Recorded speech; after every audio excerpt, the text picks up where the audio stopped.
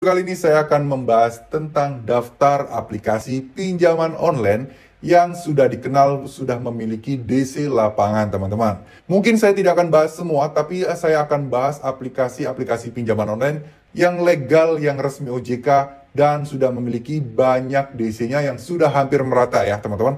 Yang pertama, jelas, Akulaku. Akulaku ini DC lapangannya sudah hampir menyebar di hampir pelosok-pelosok di Indonesia ini. Jadi buat kalian yang bertanya-tanya apakah Akulaku di kota ini ada, di kota ini ada, jawabannya Akulaku ada di semua tempat. Nah, hal ini juga hampir sama dengan Kredivo ya, teman-teman. Kredivo itu juga hampir ada di semua tempat. Kedua aplikasi ini sangat merajai dan mungkin termasuk dua aplikasi terbesar yang ada di Indonesia saat ini. Nah, selanjutnya dikuasai juga oleh Home Credit. Home Credit ini juga hampir ada di seluruh wilayah Indonesia. Bahkan di daerah terpencil di daerah Kalimantan Utara pun itu sudah ada DC dari Home Credit. Nah, dari mana hal ini bisa kita ketahui? Kalian bisa coba cek sendiri, saya sudah pernah membahasnya. Home Credit sedang gencar-gencaran mencari debt collector yang ada di berbagai wilayah dan di berbagai kota. Nggak tanggung-tanggung, gajinya pun sangat besar ya teman-teman. Dan kalau di daerah itu dari 8 hingga 11 juta per bulan untuk debt collector seperti itu. Nah, selanjutnya ada juga Kredit Pintar. Ya, meskipun Kredit Pintar saat ini merupakan aplikasi pinjaman online yang sedang tidak bisa digunakan atau dengan kata lain mungkin tidak baik-baik saja.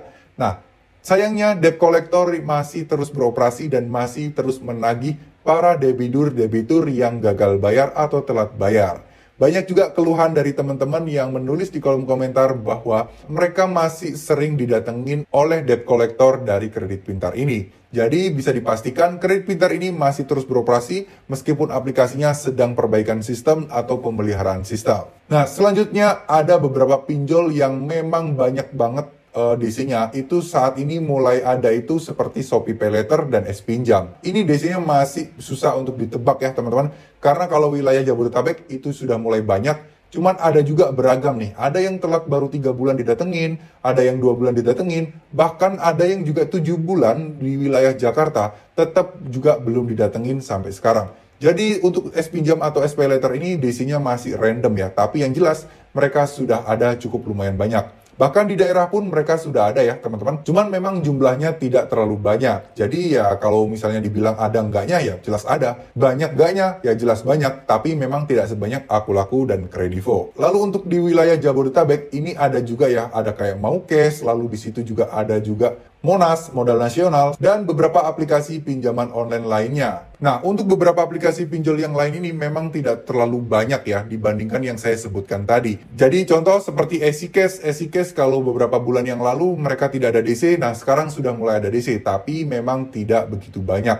Masih ada di wilayah Jabodetabek saja, karena kemarin ada yang di wilayah Tangerang, itu sudah ditadengin dalam waktu 4 bulan saja. Tapi ada juga loh yang di wilayah Bekasi, Depok, itu yang sampai saat ini sudah 1 tahun lamanya, tapi masih belum didatengin teman-teman. Saya rasa kalau sistemnya seperti ini, itu biasanya mereka menggunakan debt collector yang outsource ya.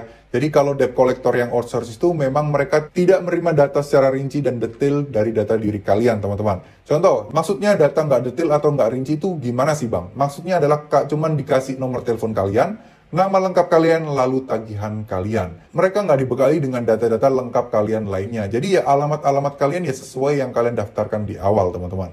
Nah, biasanya DC-DC outsource seperti ini memang random banget ya untuk proses karena belum begitu terorganisir. Beda dengan Home Credit yang mereka pun bahkan memiliki kepala debt collector lapangan yang mengkoordinasi setiap wilayah per wilayah. Jadi mungkin di wilayah Kalimantan Timur itu ada koordinator debt collectornya. Wilayah Jawa Timur ada debt collector lapangannya. Jadi dari kepala inilah mereka koordinasi tentang siapa dulu atau wilayah mana aja dan mana aja yang diprioritaskan untuk ditagih teman-teman. Jadi kalau outsource ya mereka cuma diserahin data aja, udah terserah mereka mau nagih yang mana. Yang jelas sih kalau misalnya dipikir secara logika, pastinya kan akan mengincar yang dekat dan yang memiliki nilai atau memiliki tagihan yang besar. Karena tugas mereka itu, kesuksesan mereka itu dalam penagihan diukur seberapa tinggi atau seberapa besar dana yang masuk atau yang berhasil mereka tagih dan terbayarkan. Ya, semoga video ini bisa bermanfaat. Terima kasih. Wassalamualaikum warahmatullahi wabarakatuh.